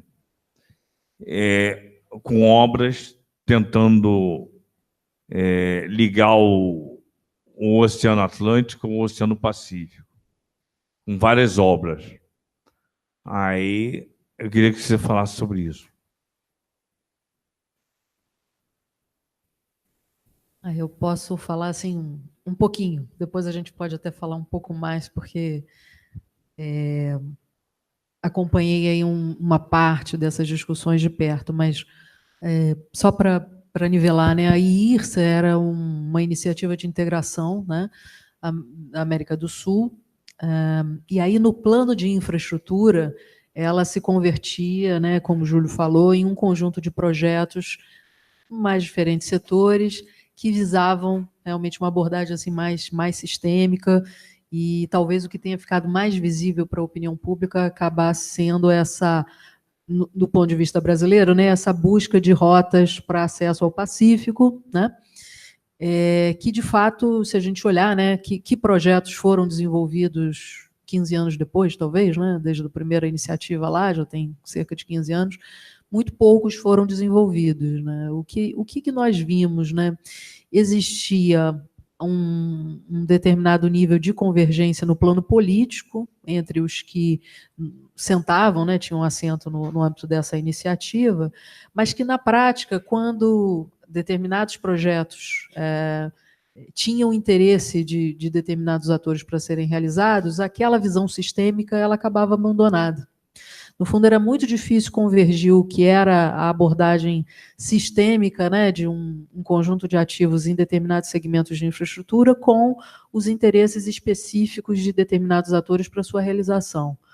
Isso com um matiz adicional, que é o dos interesses aí de outros financiadores e de investimentos externos vindos de outras fontes também na realização de alguns empreendimentos. Então, hoje, se a gente for pesquisar o conjunto de projetos daquele conjunto original lá de 2003, que de fato saiu do papel, ele é bem reduzido, e claro que deve servir de reflexão para projetos semelhantes futuros. Eu acho que para o Brasil, quando nós não temos internamente essa visão e consenso sobre como abordar a questão logística, imagina extrapolar para o nível continental o tamanho da ambição que era a IRSA lá em 2003.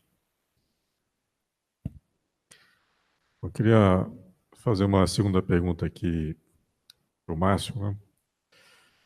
Márcio, nós sabemos que a nível de operação de terminais portuários no Brasil, praticamente todos os operadores são concessionários privados, que acho que tem melhorado a operação, e a gente vê também alguns operadores ganhando prêmios até de melhor operador privado de container, de algumas áreas, se equiparando, né, aos melhores operadores de terminais em outros países. Entretanto, a gente vê que, pegando a logística, né, da operação portuária como um todo, né, nós temos situações muito complexas e de muita baixa produtividade, levando o Brasil a ser ranqueado, se você for ver no ranking, por exemplo, do World Economic Forum de infraestrutura portuária, a gente está, assim, entre os 140 países, eu diria assim, 120, se não me engano, na última estatística, no último relatório que foi divulgado. Então, e considerando também que o Brasil exporta mais de 80%, né, da sua produção através dos portos, sendo uma infraestrutura tão relevante, por que o Brasil não consegue, né, avançar na melhoria, no investimento em infraestrutura e na questão da burocracia do porto, né? Você que vive, né, no terminal portuário, como é que você vê quais são os gargalos, o que o Brasil poderia fazer? Eu acho que o porto seco, né, que vocês até operam também, é uma solução parcial, mas o que você acha que precisa mudar aí nos próximos anos para que a gente tenha uma produtividade maior e competitiva, né, no cenário mundial? Bom, o que acontece é o seguinte: a eficiência portuária, os critérios de eficiência portuária, eles não se resumem exclusivamente àquilo que acontece dentro do terminal portuário. É preciso que você tenha, na parte marítima e na parte terrestre também, condições para que as coisas fluam da melhor maneira possível. Na parte terrestre, por exemplo, a necessidade de que haja um acesso aos caminhões e às carretas que entram e saem do porto facilitado. Aqui no Rio de Janeiro, se a gente olha os dois terminais de contêineres, eles estão lá na ponta do Caju, lá dentro.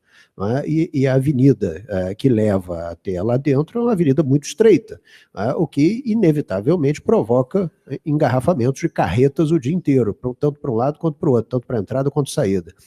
Mesmo que nós tenhamos feito investimento num software chamado FastGate para controlar a entrada e saída com horário agendado, para evitar o que era muito pior anteriormente. Obras foram feitas, né, ali naquela região do Caju. O que funciona ali não é o projeto do Porto Maravilha, ali existe um outro projeto chamado Projeto Porto Rio Século XXI, está mais ligado à acessibilidade, e algumas obras já foram feitas, como duplicação de avenidas. Agora nós devemos ter possivelmente a obra da alça da ponte Rio-Niterói, ligando direto com a Avenida Brasil. Então, essas modificações vêm sendo feitas ao longo das 2 últimas décadas, mas ainda assim existe um problema sério ali dentro. Esses caminhões que entram ali para dentro do Caju, eles não encontram espaço para parqueamento, por exemplo. Os motoristas utilizam o meio da rua como banheiro, como local de mecânica dos veículos. Então, existia ali, inclusive, um projeto para um truck center que fosse feito ali dentro, mas era uma área que envolvia a Conlurb, envolvia o estande de tiro da Polícia Civil, envolvia o Exército. Então, o projeto existiu, mas nunca foi levado a cabo. Essa área do Truck Center era exatamente para uma área que houvesse o parqueamento dos caminhões, a possibilidade de haver dormitórios, banheiros, local para mecânica dos veículos, isso nunca existiu. Então, aquela é uma região bastante tumultuada, eu diria, no que diz respeito à circulação viária. O que é péssimo não só para os operadores portuários, mas também é péssimo para a população que ali vive, né? Você tem ali uma comunidade ali no fundo do Caju que está ali e está cercada por caminhões entrando e saindo o dia inteiro. Por outro lado, eventualmente existem algumas questões que precisam ser discutidas com o poder público, como, por exemplo, o portão 24 do terminal portuário aqui do Rio de Janeiro. Já houve tentativas do poder público de fechar o portão 24, imaginando que seria melhor para a circulação viária na Avenida Rodrigues Alves. É um ledo engano. Se você fecha o portão 24, você inviabiliza o porto do Rio de Janeiro. As carretas não têm como entrar para dentro do Caju e fazer a curva para entrar. São veículos muito longos, principalmente aqueles que carregam tubos de aço. Você não consegue fazer, então você inviabilizaria. Então, essas discussões acontecem o tempo todo. A parte de circulação viária é uma parte extremamente sensível no que diz respeito à eficiência portuária. Veja que eu não estou falando do porto em si, eu estou falando que está atrás do porto. Mas também é preciso ver o que acontece na parte marítima. A parte marítima, assim, a dragagem que foi feita, ela está agora para ser homologada, se eu não me engano, pela Marinha, já estamos numa fase final aí, mas o que acontece? A dragagem é fundamental para que esses grandes navios a que me referi anteriormente, eles possam entrar, os Superpools Panamax possam entrar e atracar nos dois terminais, da Libra e da Multirio. E o que acontece? Bom, em primeiro lugar, pelas dragagens necessárias, nós não temos dragas suficientes para fazer isso. Esse é o primeiro problema. O segundo problema que existia era o que fazer com bota fora da dragagem. O bota fora é o material sedimentar que você tira do leito do oceano, depois de dragar, você precisa jogar ele fora. Ele estava sendo jogado ali na altura das cagarras, isso não é privado, isso é feito pelo poder público. Estava sendo jogado na altura das cagarras até que alguém se lembrou que ali é um parque marinho. Então você não pode fazer, você tem que jogar mais longe ainda, Isso aumenta o custo inerente ao processo de dragagem. Mas assim, essa dragagem que está aí foi feita, é uma rubrica do PAC dos portos, que é específica para isso, está atendendo, aparentemente está atendendo às necessidades, mas se você não cuida da parte marítima nem da parte terrestre, não adianta só cuidar do terminal. O terminal, o ente privado está ali, ele faz os investimentos, ele compra novos equipamentos, ele faz alinhamento de cais, ele amplia a área para a atracação dos Superpools Panamax, dos roll-on, roll-off, etc. Mas não adianta só você trabalhar intramuros. Esse entendimento com o poder público para a parte marítima e para a parte terrestre, ele tem que existir o tempo todo, porque senão você começa a absorver custos desnecessários, e aí o que acontece é que quem paga o pato é o porto. Lembrando também que o preço final de um produto, quando sai da porta da fábrica ou da porteira da fazenda, não é o mesmo quando ele já chega no porto. Não é o mesmo quando ele chega no porto. Ele já chega ali com a adesão de preços de ineficiência por conta do custo Brasil, que vão realmente levar ao entendimento de que... E aí a gente tem mais do que 80%, cerca de 90%, 95% do comércio exterior brasileiro é feito por via marítima, por via portuária. Então, assim, a pressão sobre os portos é muito grande. Então, assim, ainda há muito investimento para ser feito, seja dos entes que foram licitados anteriormente pela antiga Lei dos Portos, ou pelos autorizados que estão vindo aí. Essa necessidade é muito grande, inclusive para que você tenha competição e você possa deslanchar serviços de melhor qualidade. Os serviços estão sendo de melhor qualidade, mas o que falta haver é uma preocupação toda com a parte marítima e terrestre que antecede e que vem depois, porque senão a coisa não funciona. Obrigado. Bom, a gente está com o horário avançado, mas eu gostaria de fazer uma pergunta também para a Luciene aqui. É mais em função, que o próprio Luiz mencionou, a questão da dificuldade do Brasil hoje são os financiamentos de longo prazo, E também a mudança do perfil do investidor que está chegando ao Brasil, que, da mesma maneira que ele investe no exterior, em que se consegue fazer financiamentos non-recourse project finance, ou financiamentos em que As garantias são o próprio fluxo de caixa do projeto, prioritariamente, né, com menos garantias do próprio investidor, do patrocinador. E o investidor estratégico global está acostumado a fazer financiamentos dessa forma em outros mercados. Os fundos também de investimento de infraestrutura, o fundo de private equity também, pela própria característica do negócio, não consegue dar as garantias necessárias, né? Então, faz-se necessário implementar no Brasil cada vez mais financiamentos non-recourse project finance. E eu sei que o BNDES já vem discutindo esse assunto já há alguns anos e gostaria que você explicasse um pouco assim que momento que a gente está, em que sentido nós avançamos e como que o BNDES pretende, né, ter sucesso nessa agenda aí nos próximos anos. Claro. Deixa eu dizer assim, a gente começou 2h40, né? Às 4h15, a gente, na verdade, coletou uma série de desafios, dificuldades, obstáculos, né, que comprometem a atratividade desses investimentos. E aí o Doca fez com todo o direito, né, o exercício do eu sou pessimista em relação à modificação de condições. E eu te diria que essa constatação nossa está intimamente ligada à sua pergunta, né? Porque o que a gente aprendeu das outras realidades em que é possível um financiamento de longo prazo sem sobrecarregar, né, o investidor, na verdade, todos esses temas aí que a gente elencou como desafios para a realidade brasileira, eles, de alguma forma, se não superados, eles estão num outro nível, né, na verdade, de estágio, né? É um estágio absolutamente diferente, né? É muito difícil olhar para um projeto e ser repago exclusivamente por ele com a carência que nós temos, ou a imprevisibilidade que nós temos sobre decisões regulatórias, por exemplo, sobre o papel pouco ativo das agências, né? Porque, no final de contas, eu tenho um contrato, e ele assegura para aquele investidor uma determinada receita. Essa receita é passível de reequilíbrios, ou ela é a cada ano, né, objeto de reajuste. Se esse reajuste não acontece, se o reequilíbrio não acontece, se custos externos àquela concessão são absorvidos por aquele investidor, no fundo, nem ele tem o que ele esperava e o financiador também, né? Então, eu diria que o nosso campo de avanço, só para não tomar muito tempo aqui, inclusive do próximo painel, ele de fato existe. A gente tem trabalhado aí em seguros, porque eu acho que a ponta faltante no Brasil, mesmo levando em consideração todos esses itens a melhorar, né, a aperfeiçoar, ainda é o mercado segurador. A gente hoje se vale pouco, né, dessa ferramenta. Agora, eu entendo perfeitamente o porquê, né, e outros financiadores também têm as mesmas preocupações, porque, no fundo, eles veem todo esse conjunto de riscos que nós ficamos essa hora e pouco aqui citando, né, como temas que influem decisivamente na capacidade de geração dos resultados por parte daquele ativo, como inicialmente imaginado, né?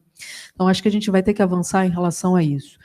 Outro item que a gente tem se preocupado muito e tem defendido, e, poxa, a KPMG e você, eu sei que também tem uma palavra bem importante a falar sobre isso, que é defender junto aos poderes concedentes, quando levam, né, a um edital, a uma concessão, um determinado projeto, olhar muitas vezes sobre a alocação de riscos daquele projeto, né? Às vezes é muito fácil escrever num contrato que, poxa, todo o risco de demanda está por conta do concessionário. Tudo aquilo que eu não citei é por conta do concessionário. Isso torna, às vezes, a redação mais simples, torna o futuro muito mais imprevisível, muito mais complexo, né? Então, acho que a possibilidade de ter um financiamento de longo prazo em volumes adequados e com recurso limitado aos acionistas, perfeitamente non-recourse, eu também conheço tão poucos casos no mundo, mas, enfim, recurso limitado ao acionista, eu acho que deriva inicialmente disso, né, de uma alocação de riscos bem estabelecida, que, inclusive, não precisamos reinventar a roda se a gente não quiser, né? Temos aí várias experiências internacionais para absorver, e aí, quando eu citei a KPMG, é porque eu sei que, também perante o governo, a KPMG fala sobre esses temas que são muito importantes, né?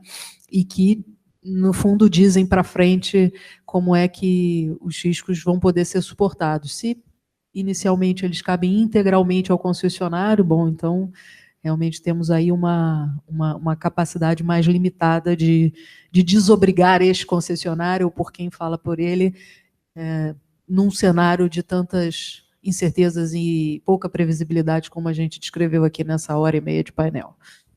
Só queria, Maurício, interromper só um instantinho. Eu não sou pessimista em relação ao Brasil. Ao contrário, sou otimista. Eu sou pessimista de que a gente consiga, num prazo curto para mim são 10 anos, atingir um nível de investimento de 5% do PIB, por exemplo, porque a gente não vai resolver, eu não vejo como a gente vai resolver, porque a impressão é que o diagnóstico ainda é incerto.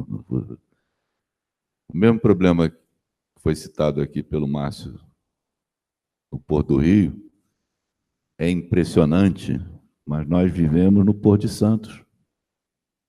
Nós temos ferrovia e nós temos terminal portuário. Entrar e sair, até hoje, continua um drama. O trem vem muito rápido, para e fica horas, até 6 horas, esperando para poder entrar no terminal. A gente não conseguiu resolver. E isso, sabe o que é? Regulação. Isso é uma questão de direito de passagem. A gente não conseguiu resolver isso em Santos, uma cidade portuária. Porto do Rio é um porto dentro de uma cidade. Santos é uma cidade dentro do porto. Quem veio primeiro foi o porto. Se a gente não resolve isso, imagina esse arco de problemas que a gente tem. Então, é só esse ponto. E agora, eu sou otimista com o Brasil, embora não nessa velocidade que a gente merece. Com certeza, Luiz. Acho que está entendido. Se você não fosse otimista em relação ao Brasil, você não teria defendido esses investimentos bilionários no país, né, que você vai ter que esperar algumas décadas para ter o retorno, com certeza. Bom, gente, nós passamos bastante da hora. Eu agradeço muito a atenção de vocês. Hoje nós tivemos 3 depoimentos espetaculares aqui, né? Agradecer a Luciene, no BNDES, que tem feito um trabalho fantástico aí, tem trabalhado incansavelmente para realmente melhorar essa agenda de qualidade de projetos, de financiamento. A Luiz da Brookfield, pelo depoimento e pela relevância, eu acho, dos investimentos que a Brookfield tem feito no Brasil, que são, sem dúvida, essenciais, né, para manter o mínimo da infraestrutura brasileira, a logística funcionando no Brasil, né? Ele mostrou que todas as empresas são empresas da maior relevância nos seus setores. E o Márcio aí, em nome da Multiterminais, pela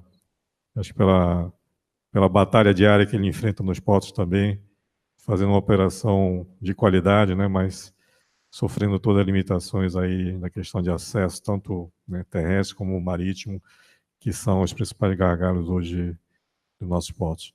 Então, com isso, eu gostaria de encerrar o painel e agradecer a todos. Muito obrigado pela participação.